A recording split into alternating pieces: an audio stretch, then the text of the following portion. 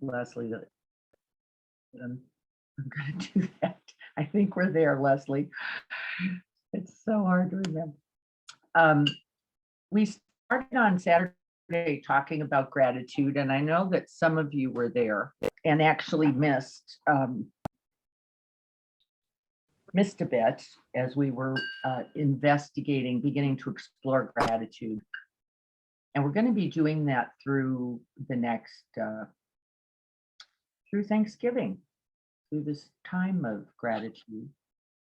And one of the things I think we came to, maybe I should ask the group,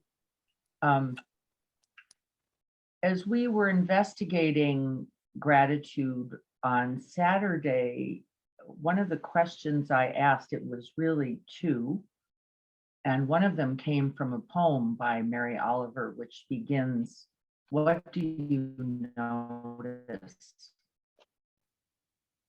What do you notice? Where do you put your attention?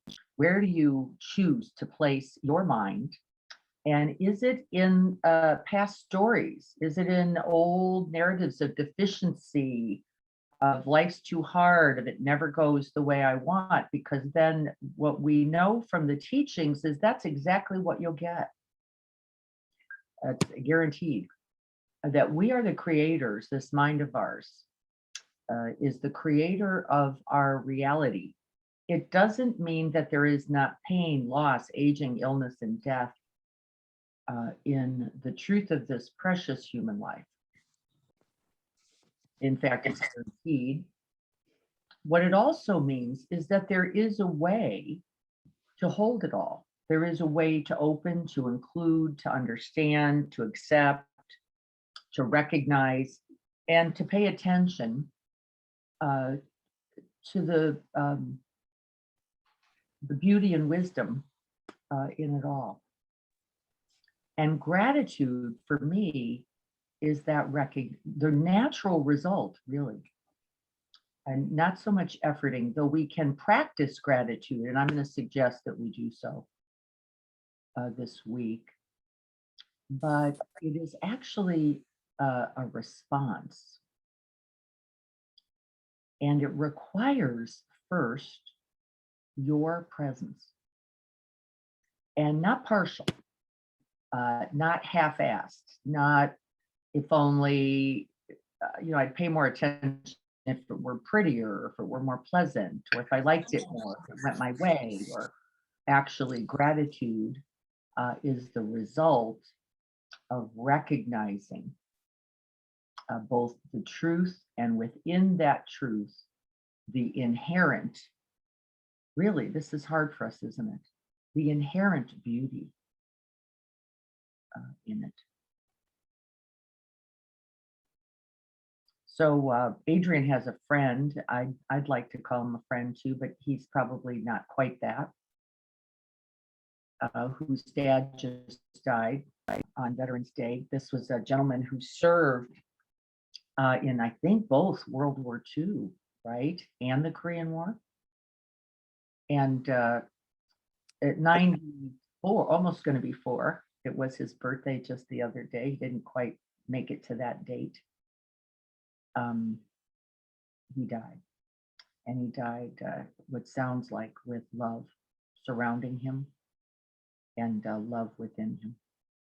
And very much for me, like Jim, any tears that are then cried are cried not only for the loss, but for the beauty of the life well lived, right? For the joy of having known it, been a part of it, celebrated it. And that's where gratitude comes from, really showing up fully to it there. And it doesn't mean that we are not sad, or that we don't grieve, or that there is not sorrow, but we are even grateful for having loved like that. Recognizing then what in wisdom, that all love is both transformative and transforms us, and is lost ultimately in this form-based, here he is, now he isn't way, and is never lost. Never lost. Can you imagine really that uh, any love you have ever loved that has been lessened by distance or time or changes, even changes? I've been thinking about a friend too, and I'm recognizing that there's some changes in that relationship.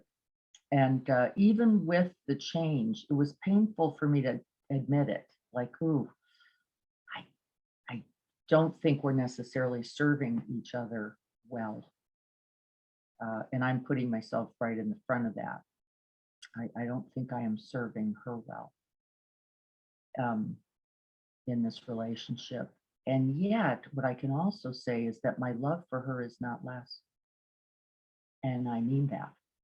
Uh, and don't really know how to express or communicate uh, that yet. But I'm just staying in connection to it. And this is also, I think, where gratitude lives then.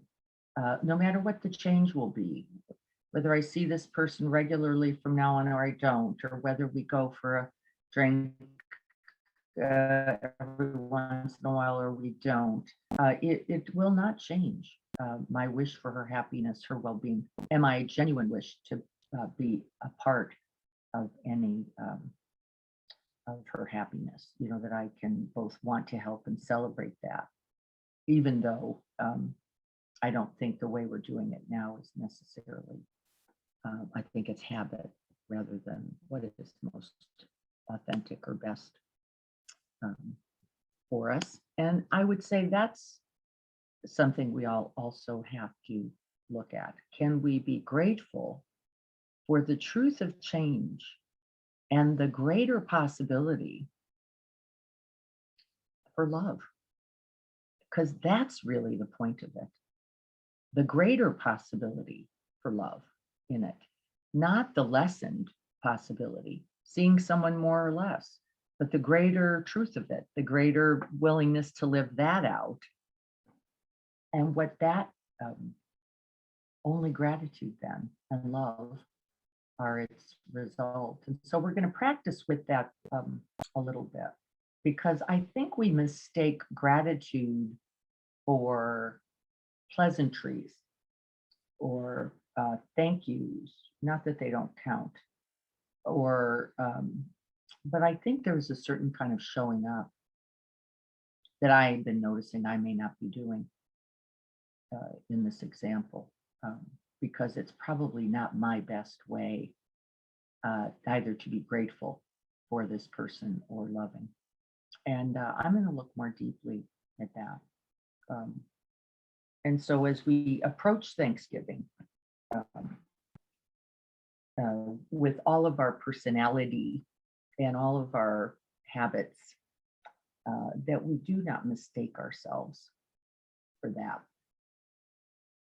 And I was thinking about that, like, wow, I think we've deadened into some caricature of ourselves, which is not thing of either of us. And so here is first, and then we'll practice on gratitude by David White. And I'm just going to read a little. He's written several paragraphs here. We'll look at that over the week. Gratitude is not a passive response. Oh, as I read that, passive, right? Okay, that's probably what I'm doing as I deadly show up for this person I'm talking about. It's not a passive response to something we have been gifted, given. Gratitude arises from paying attention, and I'm talking about it as a close attention, a right up,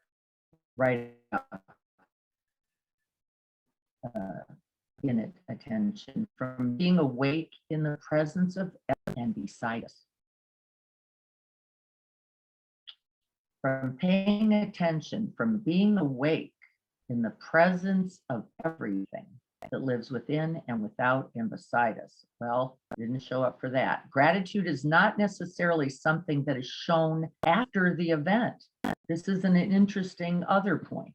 It's not the what you did after, it's what you're doing right now. It is the deep a priori state of attention, the thing you show up with that shows we understand and are equal to the gifted nature of what has been offered to us that moment.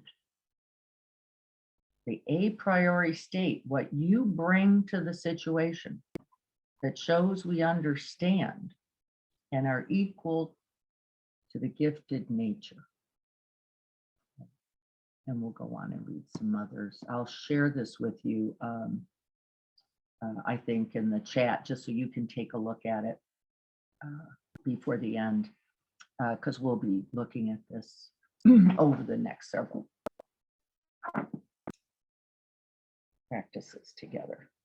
So then, with that in mind, the a priori state, that which is arisen in you, that's which comes from you, not is it worthy of your gratitude.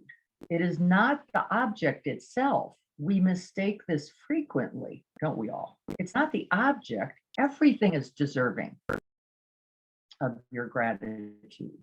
This being alive is deserving of your gratitude, whatever it is you are confronting. And yet, there we are, doing what? Objectifying, identifying or not, liking or not liking, right? This is our tendency. And then to go, well, it wasn't worthy of gratitude. Well, always wrong, we could say, always an error, always misunderstood, always confused. Is it worthy? Yes, it's always worthy of your showing up. And if you can't fully show up, as I gave the example of me and this friend, if I can't show up fully, then I have to look at what that is in me. What is it that is shut down in me? And how do I then live that relationship best?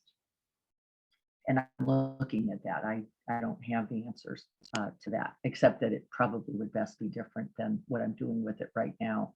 So spot on with that lately, as well as I notice things. Yeah, we really like to, yes, I can send it as an email, Leslie. We have a tendency, don't we, very consistently to mistake life for our subjective experience of it, don't we? We bring our lens, often cracked from conditioning, habits, history, trauma, pain, and fear, and go, well, it's not working because this is happening. Well, wrong again. And I don't mean this in a judgmental right, wrong. I mean, we're failed in our understanding that there is something we're doing, that we're also contributing, that we're also imbuing, is a word that's frequently used in the suttas, onto the event or the person, in my case, right? Very easy to make the assumption without the opposite of gratitude, right? Judgment, or, maybe we're just that different or heading in a different direction. And I caught that, thankfully, with the understanding that there's nothing that needs to be different in the other at all. What needs to be different is my understanding. And I was coming to that a little bit as I went. I do understand how we may have both contributed to where we are. I'm just going to look at this.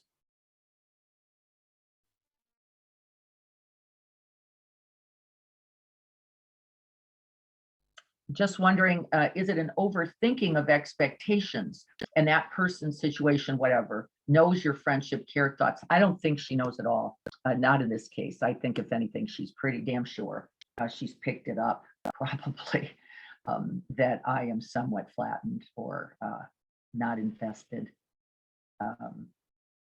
in the way I can be. So I don't even know if there's expectations exactly. Oh, by the way, I'm not sure it matters for me, speaking to that. Whatever that person is doing, I don't think is the point. Do I have expectations? Well, possibly. And one of them certainly is that this looked different somehow. I have changed that to what can I most authentically be? And then how do I be that? How do I be that? Rather with gratitude for this person and the relationship and its history without demanding, expecting, or hoping that it be some other way. Because it can't be that way if I don't show up for it. That's for sure. So let's prepare to sit. I'm gonna reduce this. It's always enough. That's right. That is showing up fully, I promise. Nothing better. So establish yourself for the practice in a way that's comfortable for you. And I know we have some folks who aren't necessarily comfortable sitting or lying, or I want you to be careful. Meditation as a posture itself be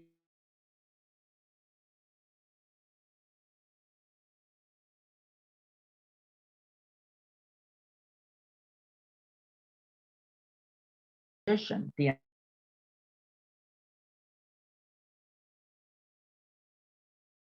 entire of us if we're in certain positions. The answer is yes. And so if you're choosing lying or reclining, what's required? A little more. You're just going to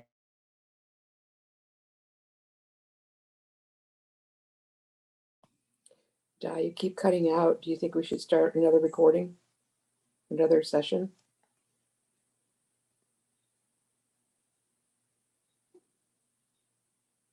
we are, I just left and just got back in. So what I'm going to ask is that everyone turn off the video. Victor, if you could turn off your Everybody's video. off.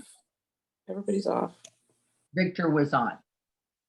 I know, So but I'm one just could going to make a see if difference. that improves any. Nothing. How is it sounding now? Look okay.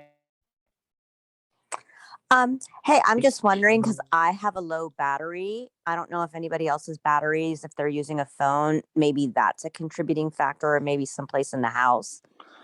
Nope, That's I'm just on an iPhone and it keeps cutting out. I'm not an iPhone, I'm on an iPad and it keeps cutting out. I think it's about my charge, Tanya, not yours, and I'm fully, I just think it's the internet yeah, and that's a because I good just thing keep getting too. unstable. Yeah. Yeah, we're Sometimes gonna I work think with it's that. just so many people on the broadband is what I've been told from the cable company and stuff too. So sometimes it just works out that way. Well, we're gonna work with this. You're gonna hear me, you're gonna hear some of what I'm saying, and possibly not all, and is that okay? And the answer is, of course, it is as well.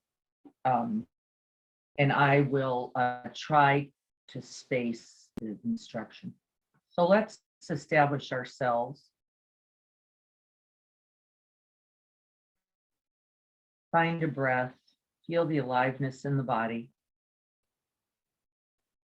Anchor yourselves. And I like to pick the few key anchor points: the feet, the seat,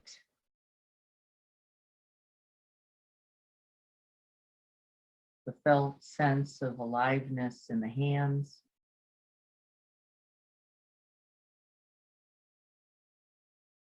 making real contact.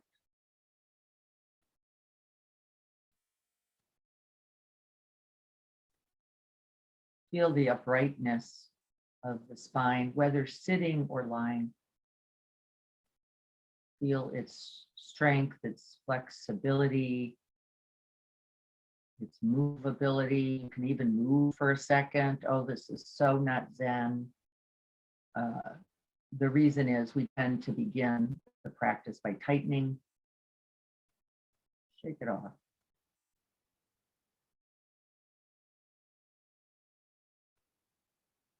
And then find a stable, centered base.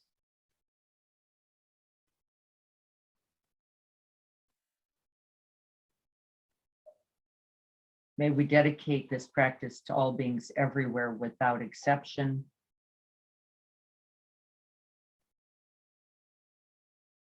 The friends we are clear about, the friends we aren't. All friends.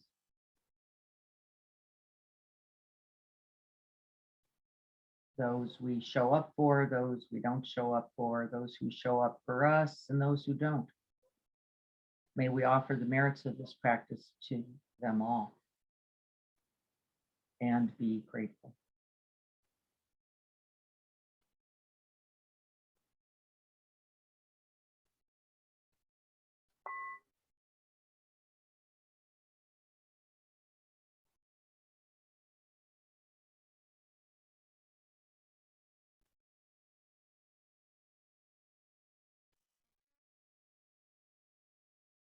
Taking a nice in-breath, whatever feels most nourishing for you.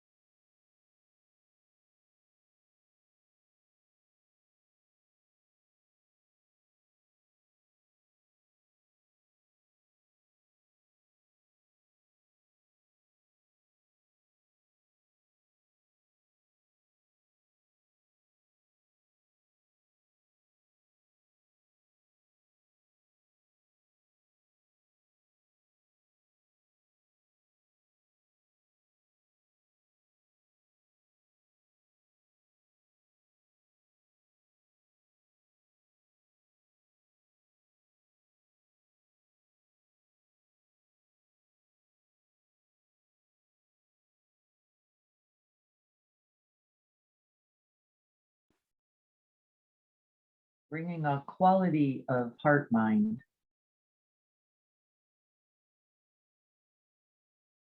gentle, kind,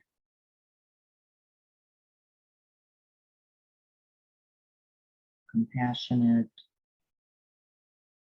care.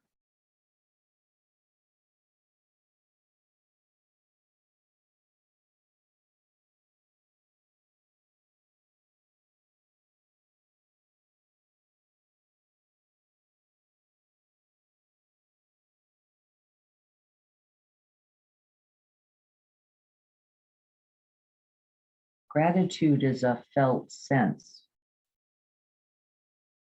And we must begin then by feeling ourselves.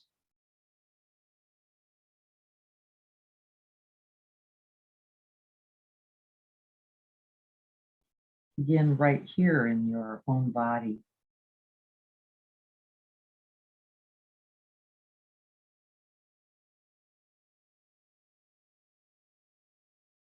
And as an example, today, it doesn't always go this way. Today, there's just a very strong upper breathscape sense for me. Sometimes I rest deep into the belly. Today, it's a little more centered in the diaphragm, chest, heart region. I'm not judging, condemning, or expecting anything from that. I'm just noticing.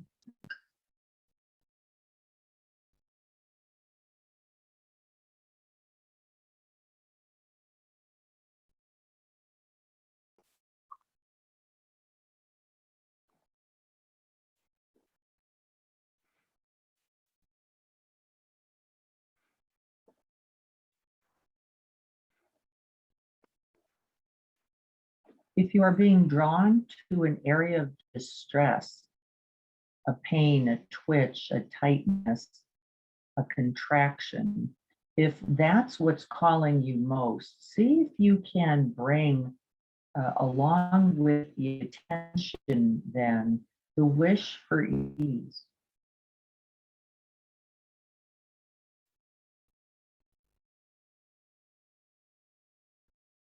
May I be with this too?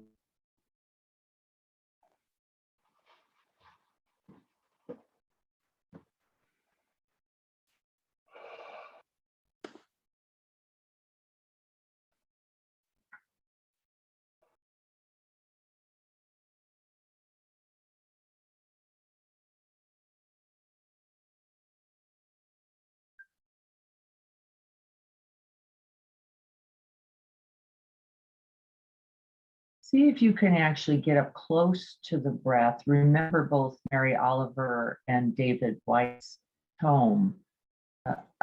Paying attention. What are you noticing? Right here in this very body breath.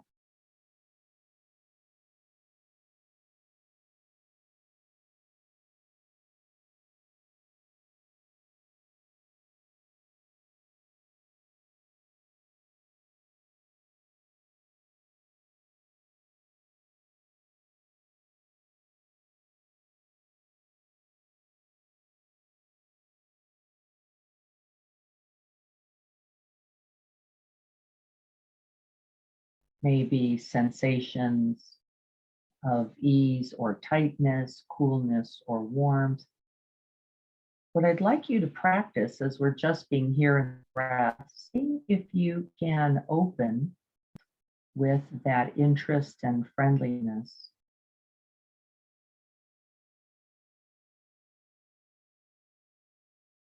To each breath. This is an essential part of the practice.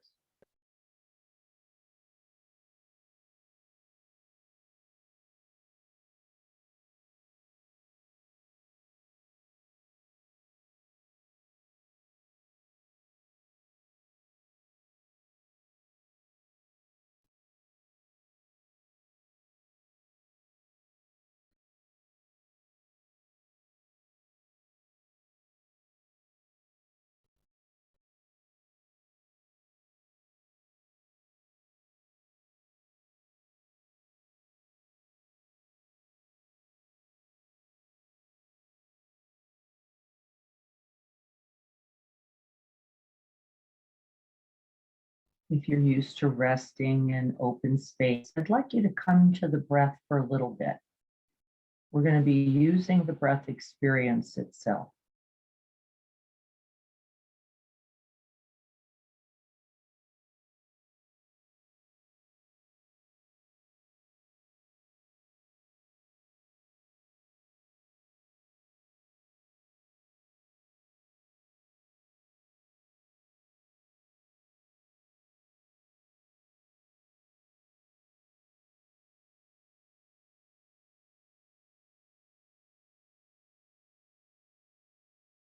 Gratitude begins with presence, an a priori state.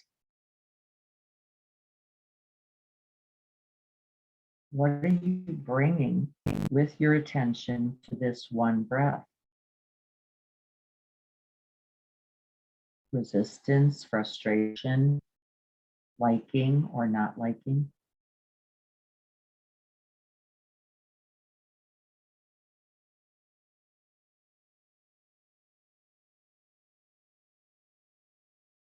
What are you noticing?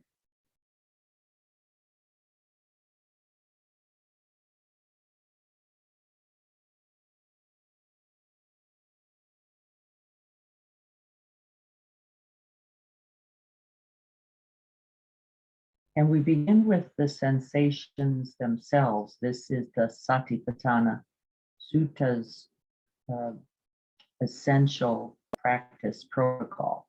Begin in the body, knowing the body is the body.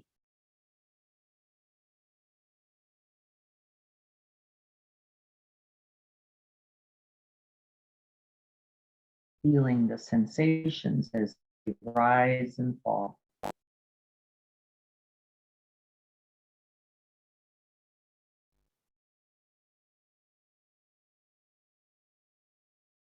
Stabilize, center, and calm the mind in this little object.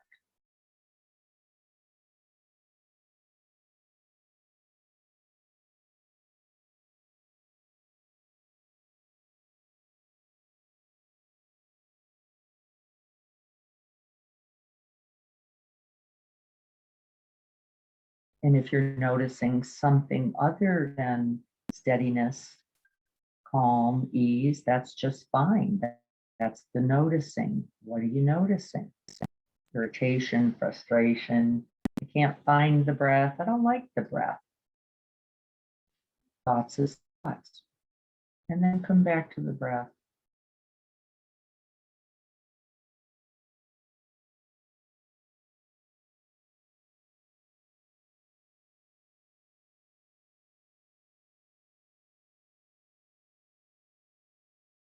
It requires that we know something about our experience, both bodily, physical, cognitively, our thoughts as they are appearing, and our emotions.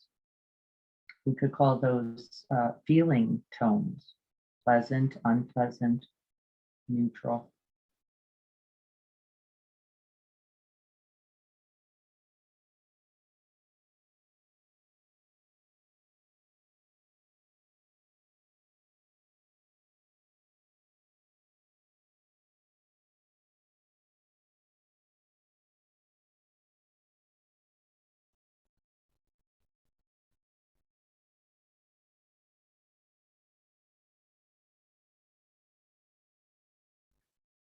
What are you noticing? Can you notice the habit of mind moving off into other objects,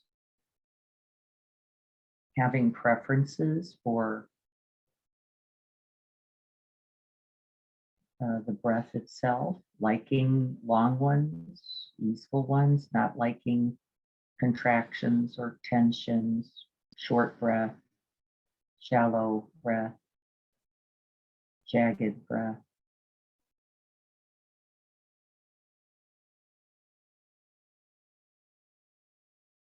Can we bring presence, attention, and one's open heart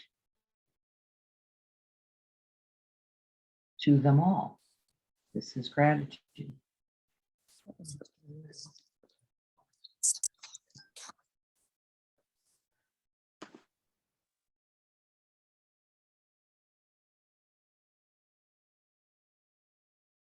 We breathe in gratitude and we breathe it out, seeing if we can call to mind what is it about the breath or this body experience that we can feel some gratitude for, some appreciation. Well, just for the fact of being alive, let's start right there.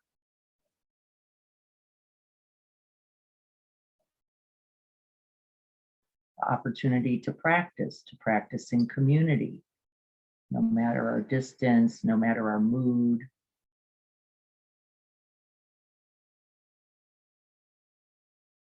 Can we be grateful for the body that's breathing?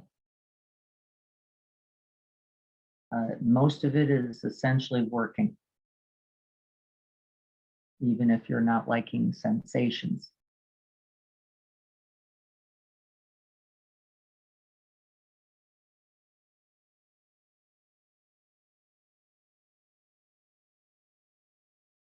can we be grateful for the gift of this day? I don't know how much of it you'll get or I'll get, but so far so good.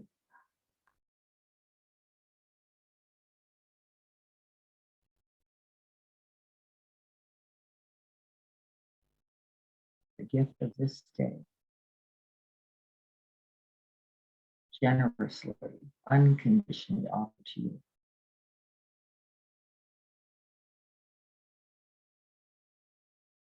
And how do you know that felt sense of gratitude? What are you noticing as you begin to cultivate, to generate this gratitude for the body breath itself?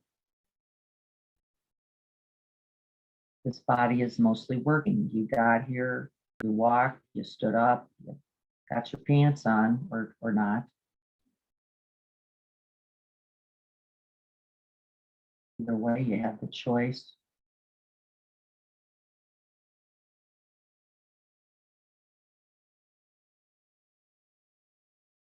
And this breath gifted to you one after the other.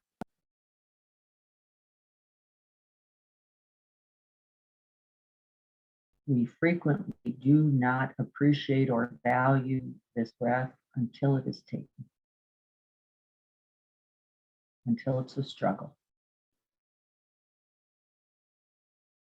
Let's not wait.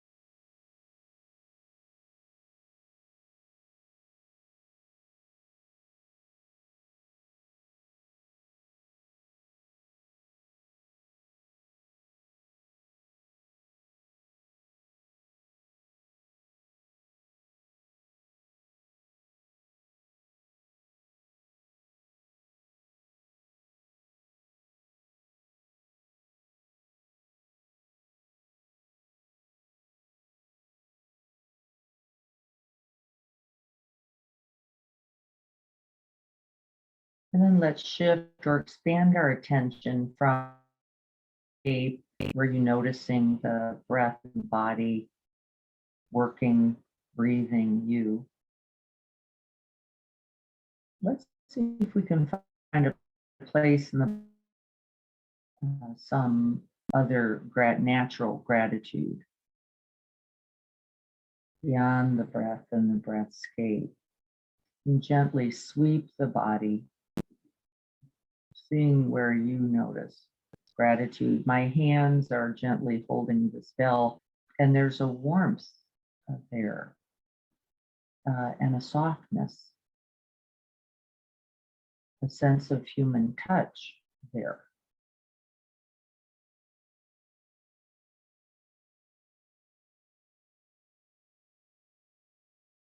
A gentleness for which I can very deeply feel gratitude.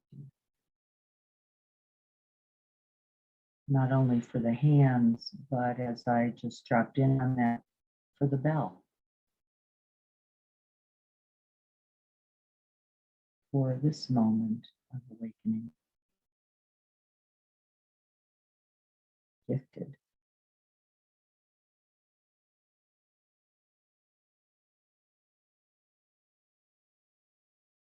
Maybe it's for toes that don't hurt, knees that are working, the fact that you can hear me.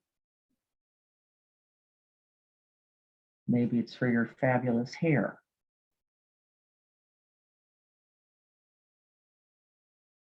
Maybe it's for teeth that are still in your mouth.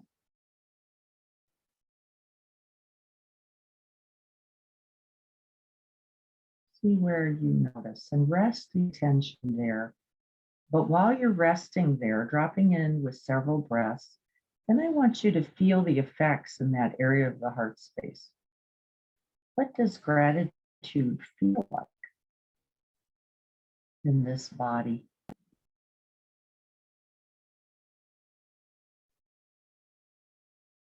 What does it breathe like?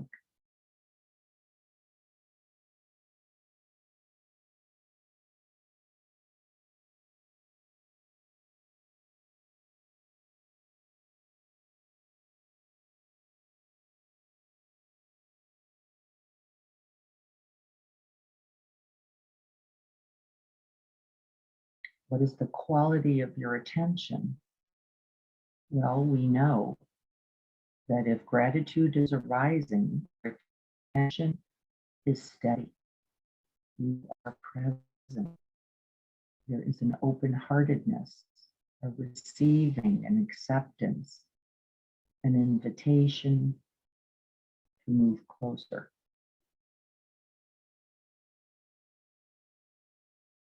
And the closer you move, the more grateful we become.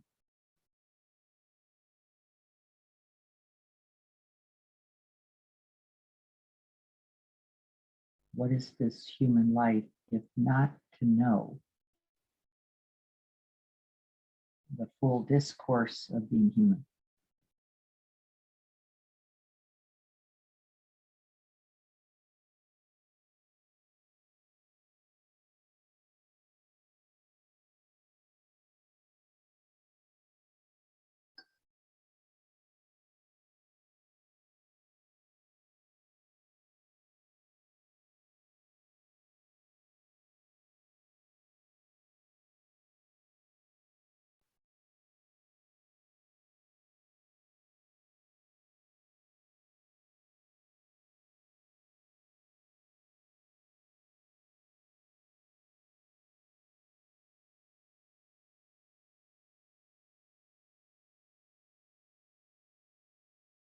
Gratitude for being gifted this day, gratitude for this body, however it is, gratitude for this breath,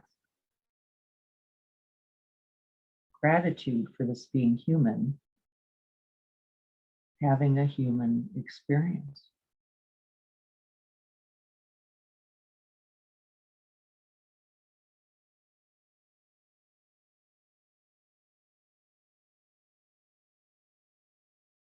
Feeling the effects of this gratitude.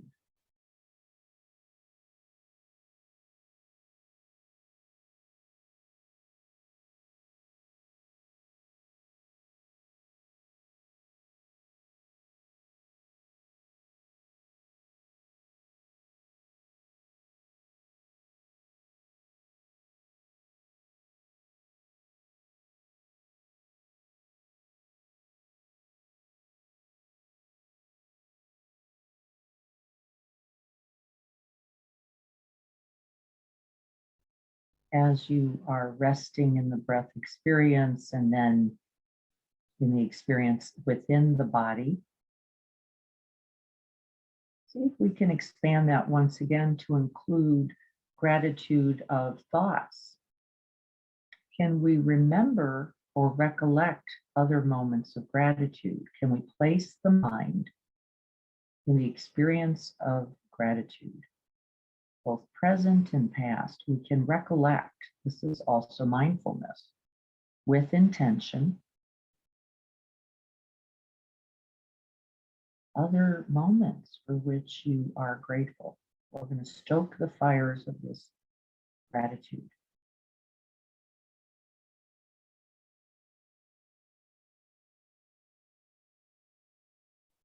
People, events, pets, experiences, moments of connection, belonging, love.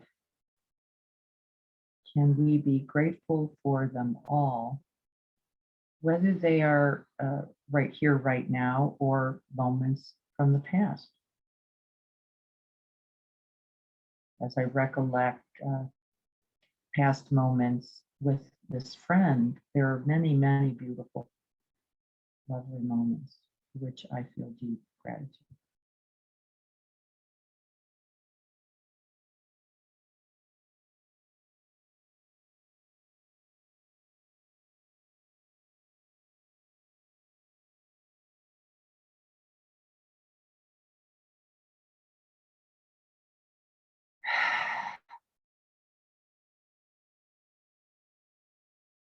Breathe it in as deeply as you can. Let it touch not only the lungs, the heart, but the whole of the body. Let it vibrate through every muscle and cell. What does this gratitude feel like? It is certainly vibrational and has its own energy. It impacts the body.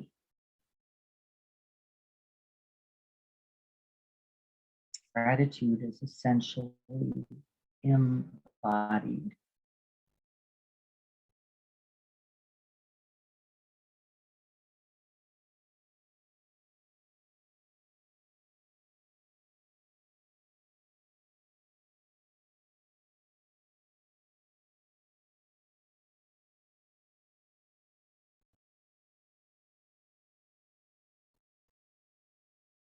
Gratitude in the present, gratitude from the past,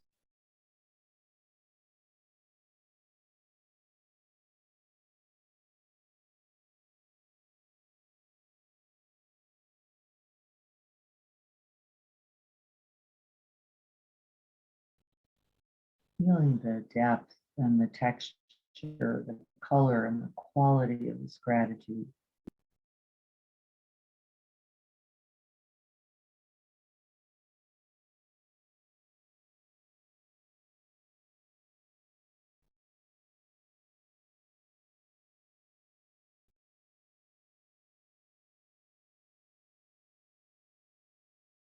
Gratitude does not seek another moment.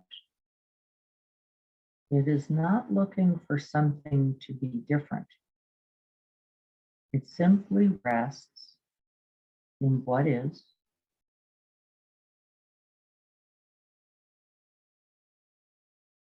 with loving presence.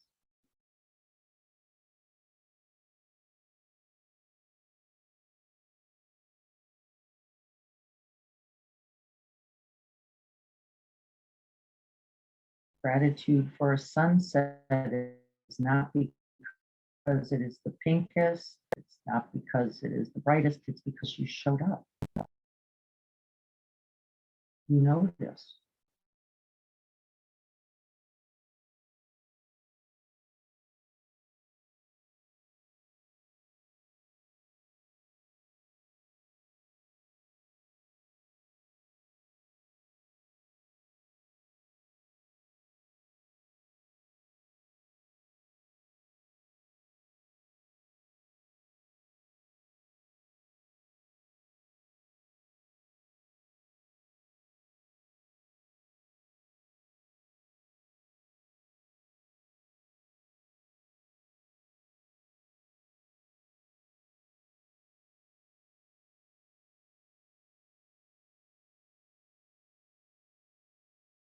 Gratitude recognizes and acknowledges the gift of this present moment, no matter its qualities, no matter its conditions.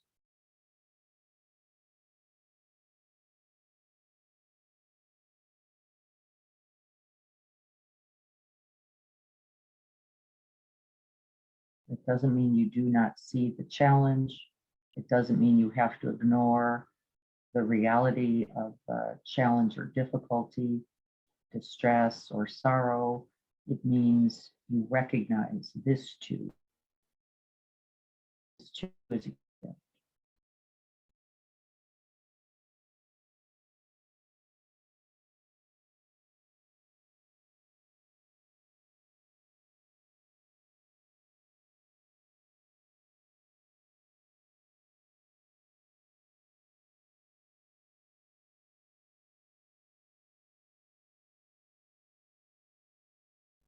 And then I'd like you to expand once again beyond those things for which gratitude, appreciation, and showing up was easy for you. I'd like you to pick something now for which you feel gratitude that was challenging or difficult, stressful.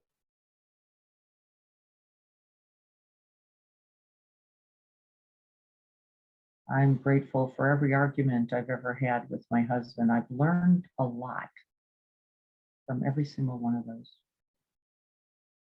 about my own vulnerabilities, about his, about our shared humanness and vulnerability, and the deep connection. that comes right from that struggle, right from that recognition.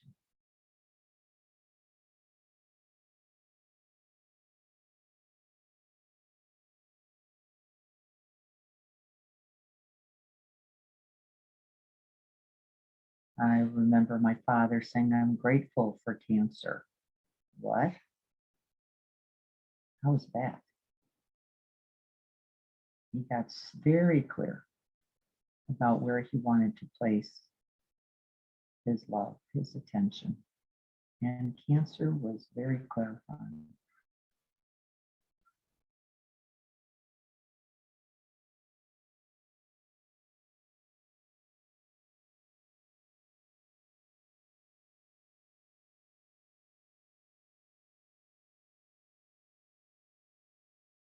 There may have been wisdom that was the result of this challenge.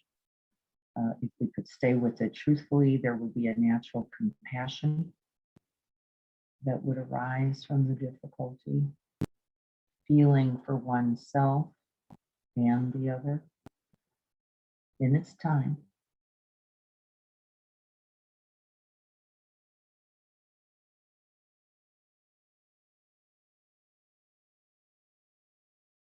And how do we grow, learn, heal, change, if not with that suffering?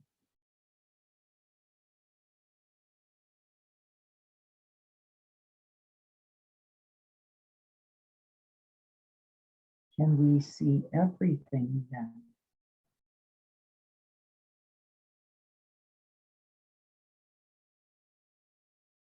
as a part of the path and be grateful for the noticing?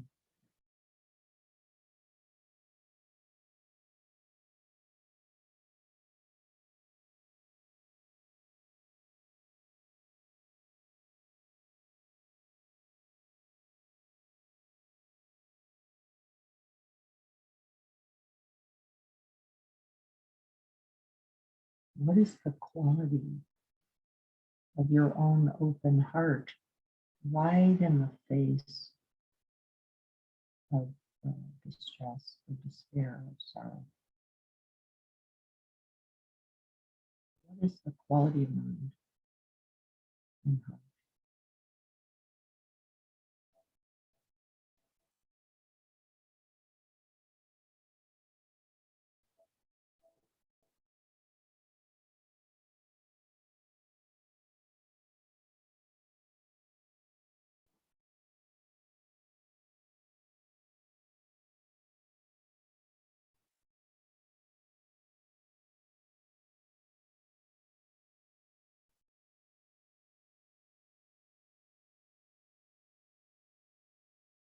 How does this gratitude feel different, if at all, or the same as the gratitude for the pleasant, for the gift, for the thing we recognize as being gifted to us? Can we see this too as a gift?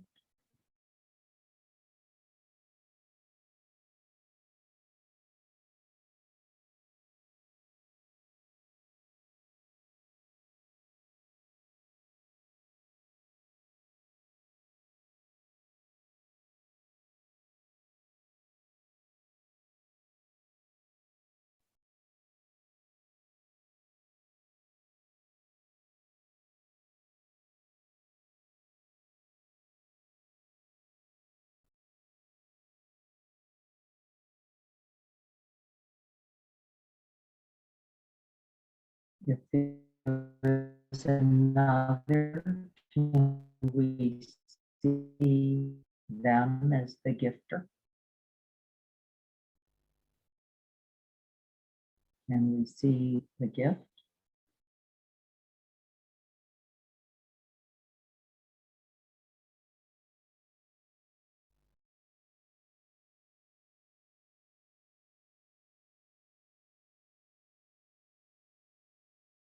Can we see ourselves as the beneficiaries?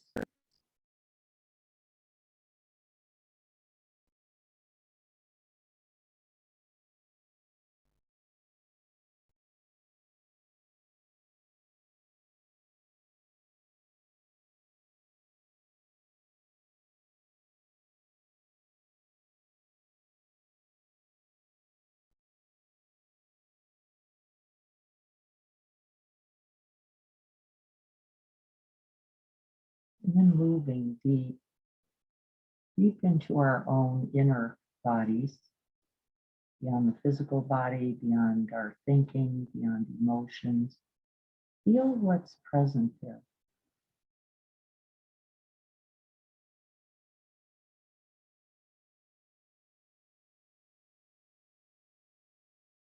What does it have to tell you?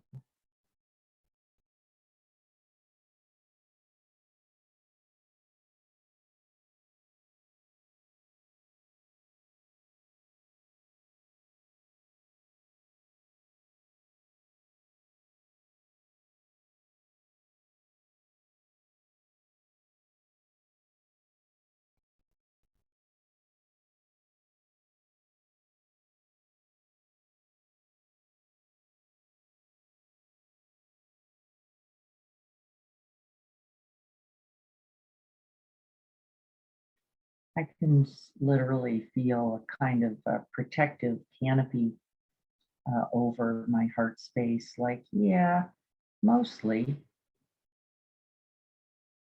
I get the idea. I can even open to it some.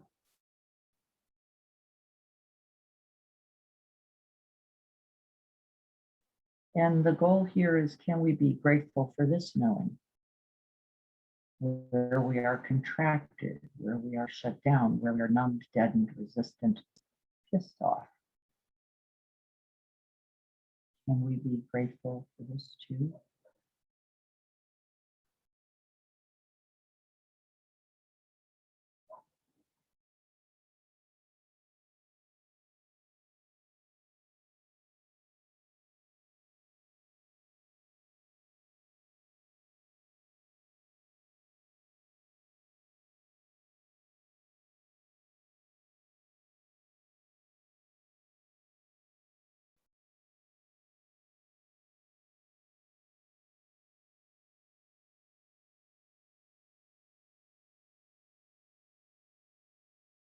How is that breathed? How is that held in the body?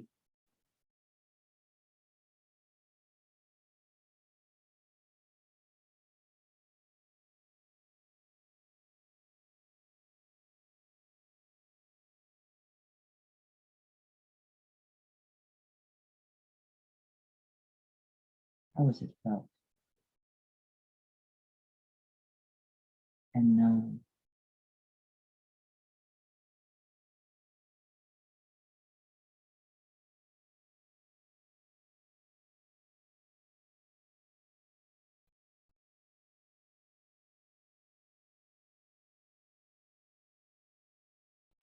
And then we smile at the gift of the knowing, at the experience itself, at the gratitude, and noticing where it is and isn't.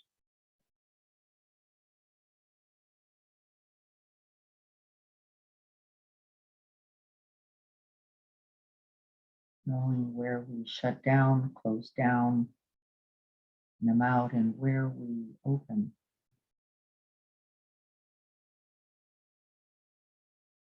Can we be grateful for them all?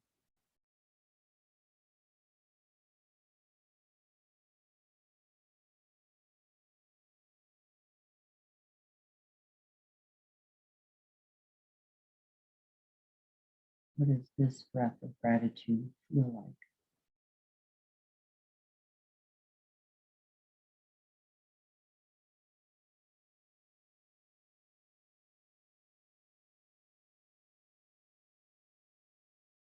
What are you noticing?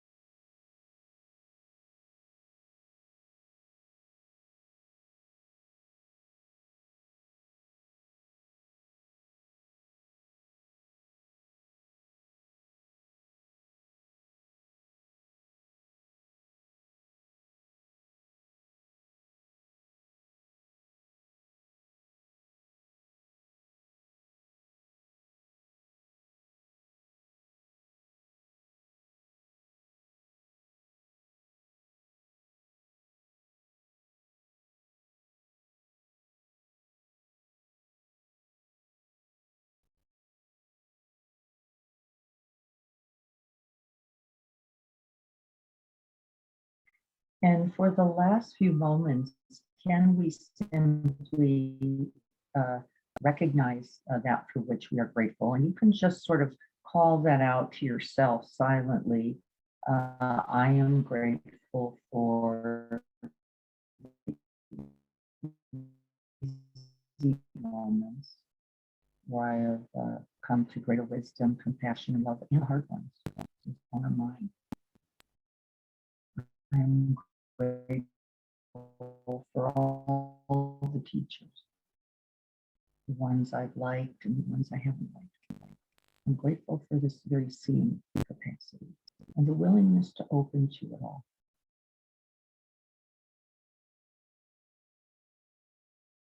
I'm grateful for my resistance, for my numbness. It has been an attempt to protect me.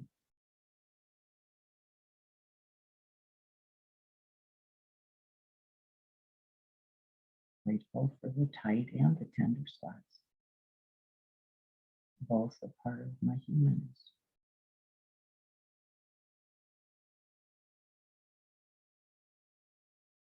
Grateful for this day.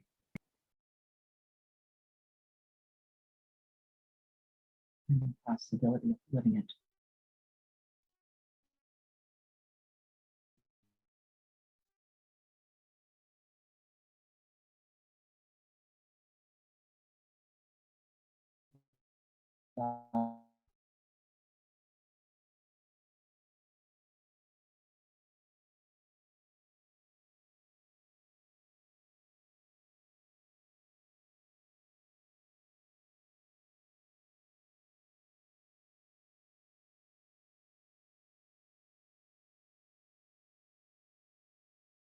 For it all.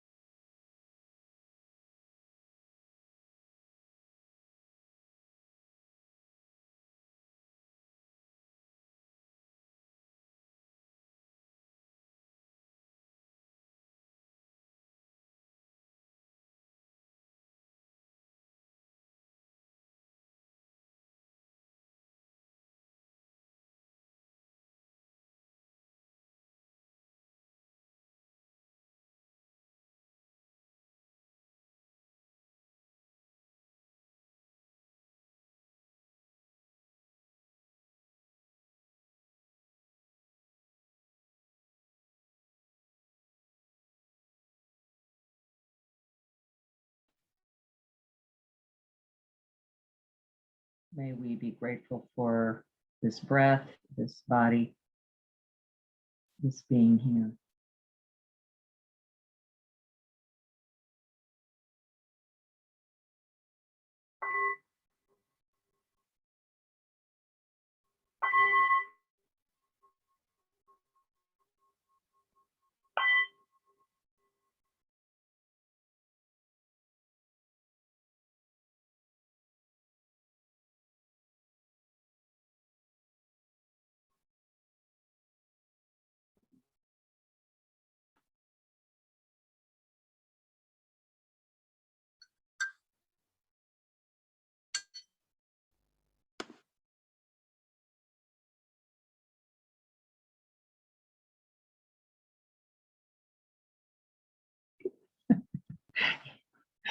Andy, yeah, fabulous hair.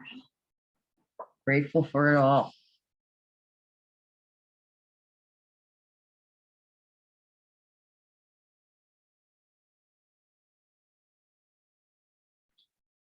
We're just going to take a moment and we cut out a couple times. Can we be grateful for the opportunities that we have to practice? Those with sound and those without, of course. Can we be grateful that the Sangha persists? Look at this. In spite of cutouts, everyone is still right here. That's amazing. Can we be grateful even for the frustration. Moments we can hear, says Jan, and moments we can't. Practice moments, all. And a priori is the word. What do I bring to the moment? Is it demand, expectation, preference, bias? Thinking I should be a certain way, thinking life should be a certain way. And then noticing how gratitude cannot arise in those conditions. It's not possible. In the recognition, however, noticing resistance as resistance, noticing my wanting it a certain way, we can be grateful once again for it all. It's like, sure, of course I want to hear, of course I want to have it be continuous, of course and again, no problems there. But our tendency for preference of it being a certain way, and then how we shut down in the face of life, blaming life or ourselves or often the other.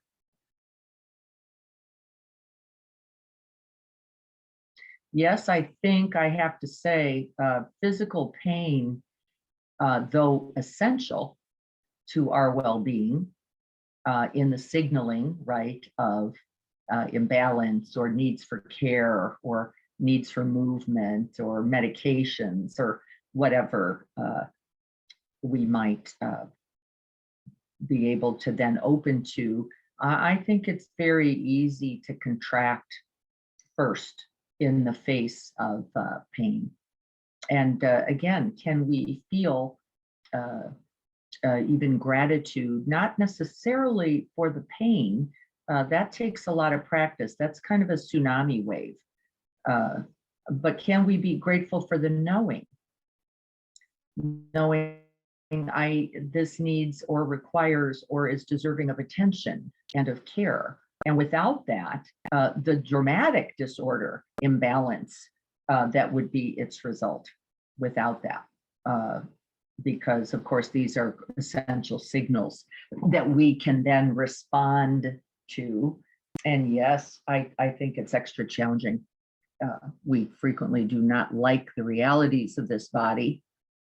Do we? They're pleasant and unpleasant characteristics. It is true. Grateful for grief and the love that was before, yes. And the realization that it is always there, yes, it is.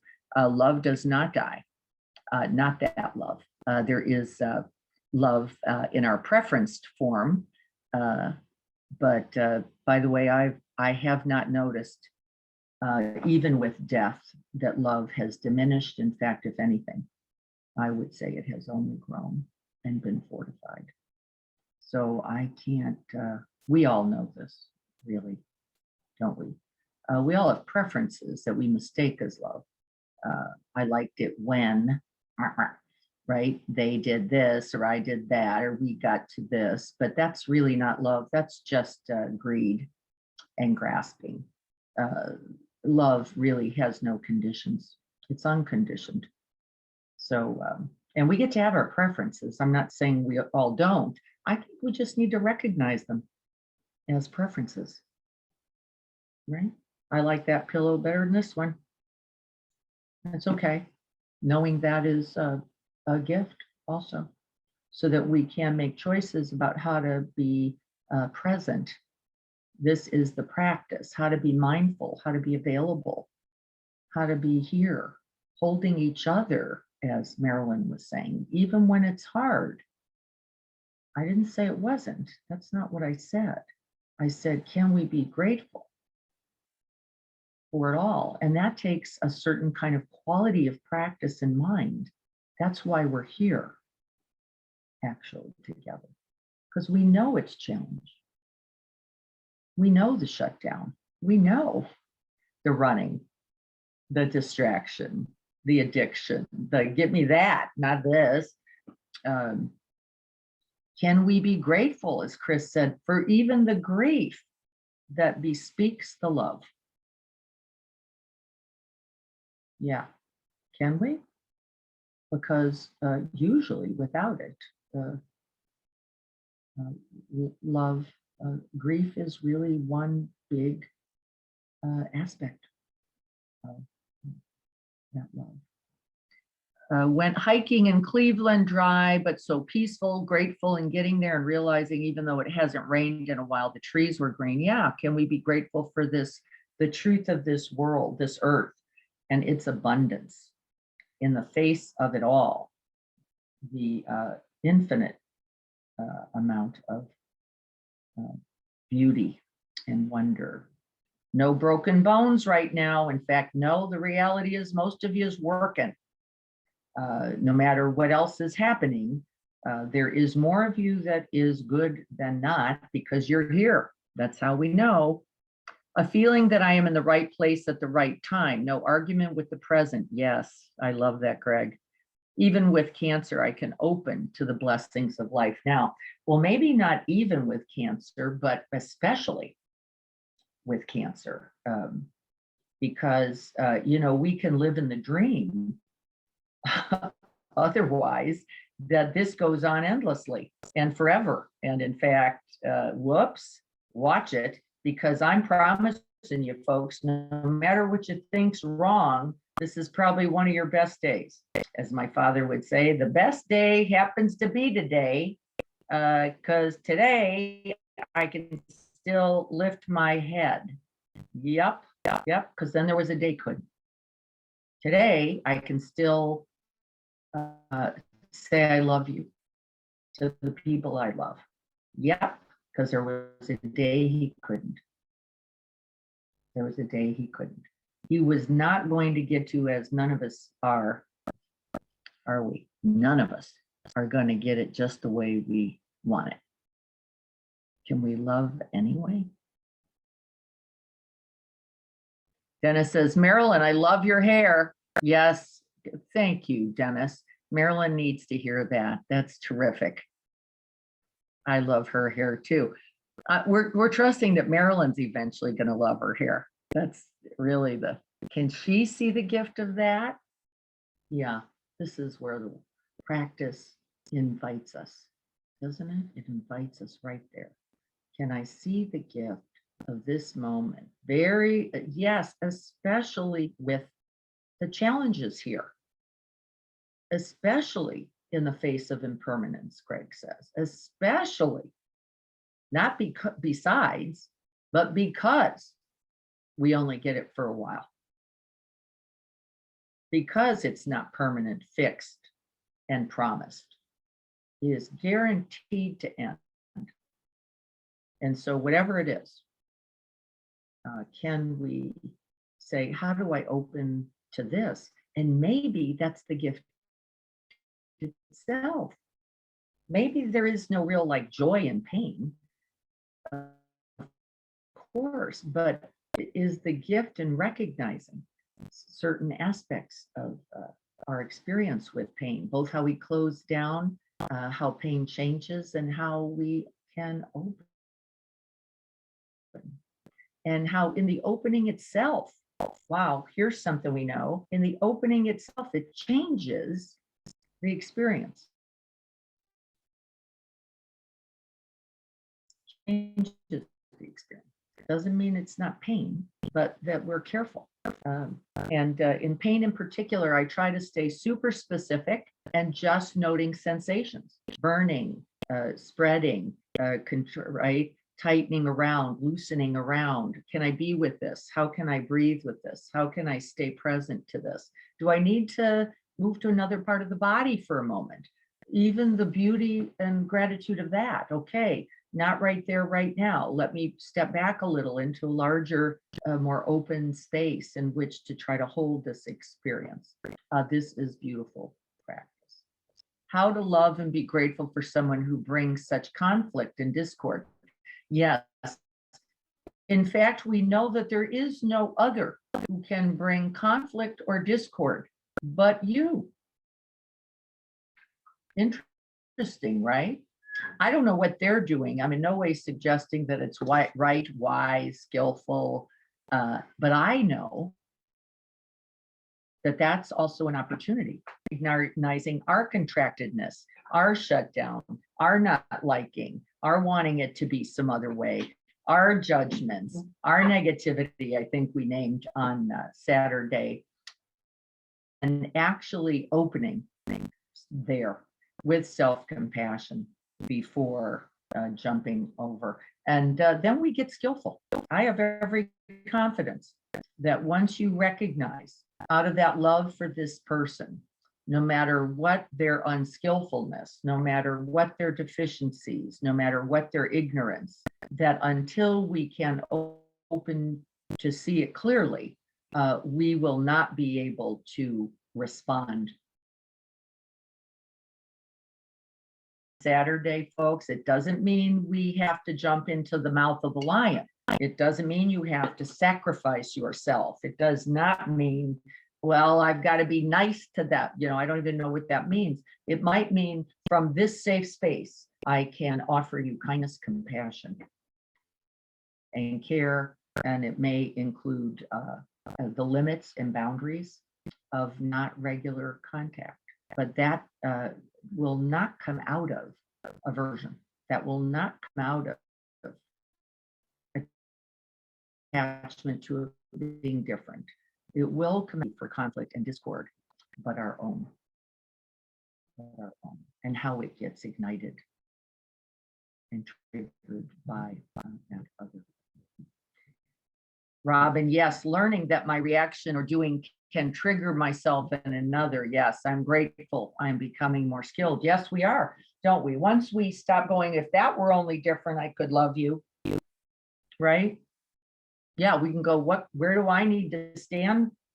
This is one of the assessments I'm making with this friend that I named early in this recording. I do not love her less, and yet I know to actualize that love, I need to make some adjustments, and that's mine.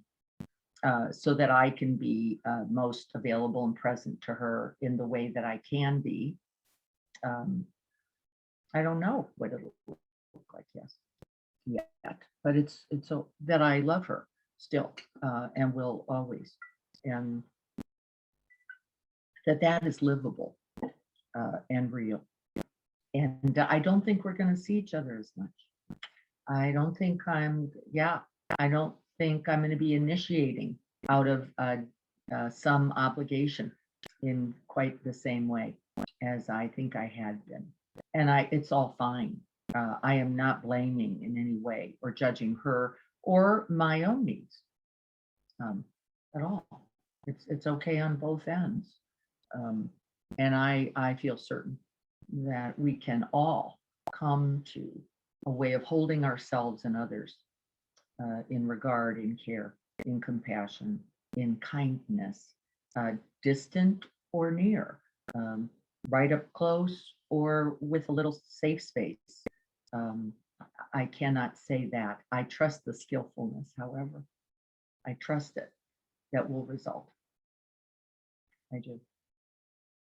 Yes, it is challenging. Noticed it myself this week. Yes, we do know the difference between those arrows. The object, right, not really the issue. Our own reactivity, our own shutdown, our own habit-natured mind that goes, no, not this. I don't like that. I recognized in myself, I just use me as an example, of course. I recognized that I had already very, very subtly been judging her. That was me. I don't even want to say it was her. I noticed it in myself, a kind of covering, a kind of not acknowledging my own needs, and that I was just, out of history going la, la, la, la, la, really not very helpful to either of us. And I suspect, consciously or not, she very likely picked it up as well. And then, of course, what am I saying? The reactive self saying what? Saying, gosh, she's so inauthentic. She's so judgmental. Who was that? Well, that was this mind. right here.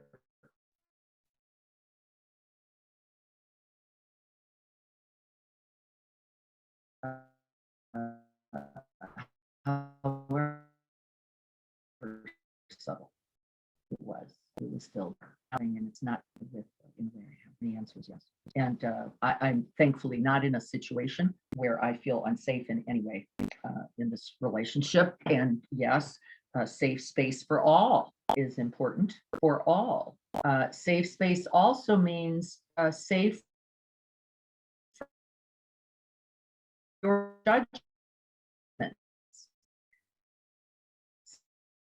from your condemnation, safe from your second barrel, as Marilyn said, right? Say do, and your mind from your tendencies to make righteous, to make valid your experience, often at the expense, I think, of honoring the other. So gratitude, we're going to keep working on it. I do find it challenging myself. I do know the truth of it. As Greg said, yes, as we practice recognizing where we are closed, this is the beginning of being grateful. Can I open here? Can I be present here? Because it is presence itself, recognition itself, that is the driving source for gratitude, that open-heartedness. And then we begin to see that everything is workable. Everything.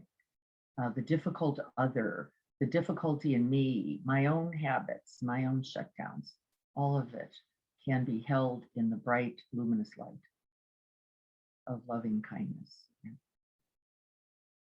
and is essentially transformed right there. Right there. Just when I could say, oh, there I am, subtly, so subtly shutting down and accusing the other.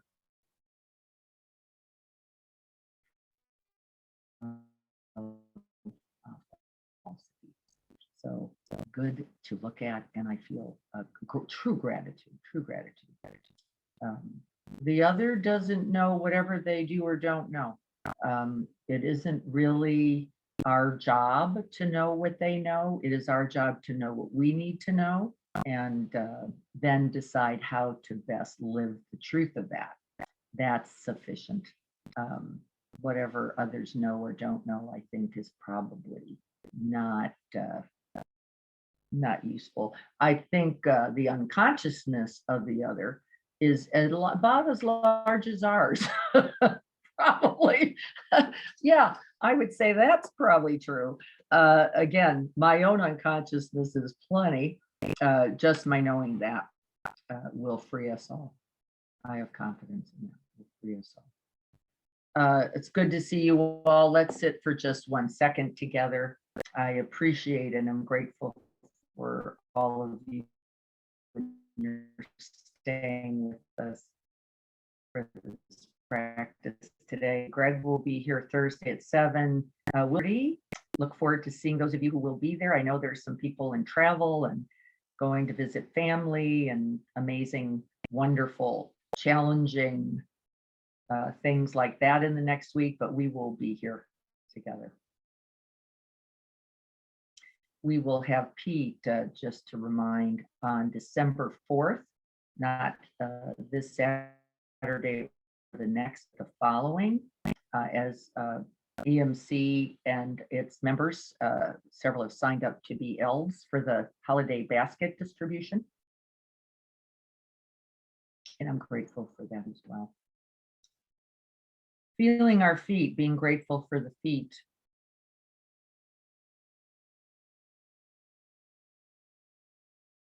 Feeling our legs, being grateful for the legs, no matter how they are. These legs, the ones that will get you up once I ring the bell. Being grateful for these hips, this back, these shoulders, these arms, and these open hands.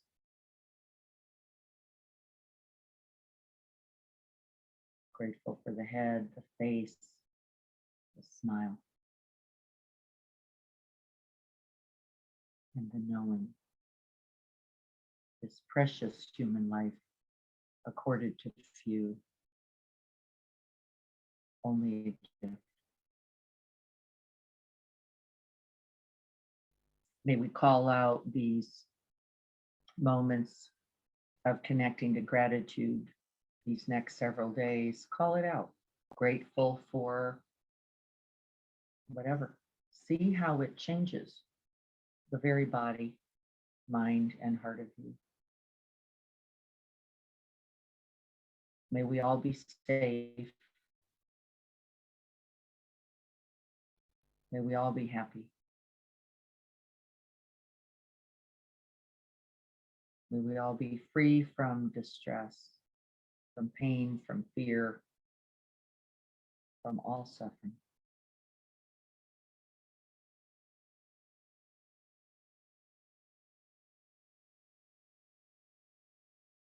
May we recognize the blessings in each moment and include ourselves as that blessing.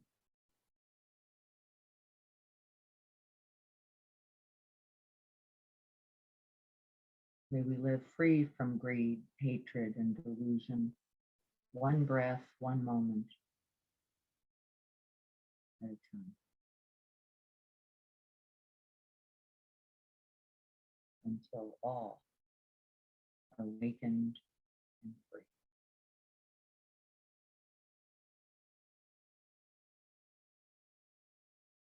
And may this practice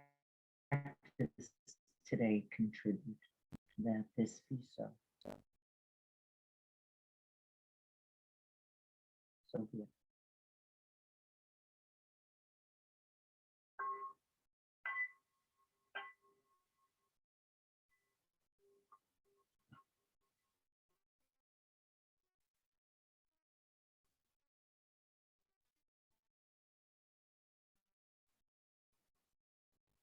Yes, today is Tuesday. A great day to be alive and grateful. Thank you all. Blessings and gratitude for you. I'll look forward to seeing you this Saturday, if not before. Everyone, please be well and notice all the things that there are to be grateful for, including some of the things we don't like. I'll look forward to seeing you on Saturday. Be well, everyone. Jan, I'm glad you remembered it was Tuesday too. See you soon. Thanks, Diana. You're so welcome. Thank you.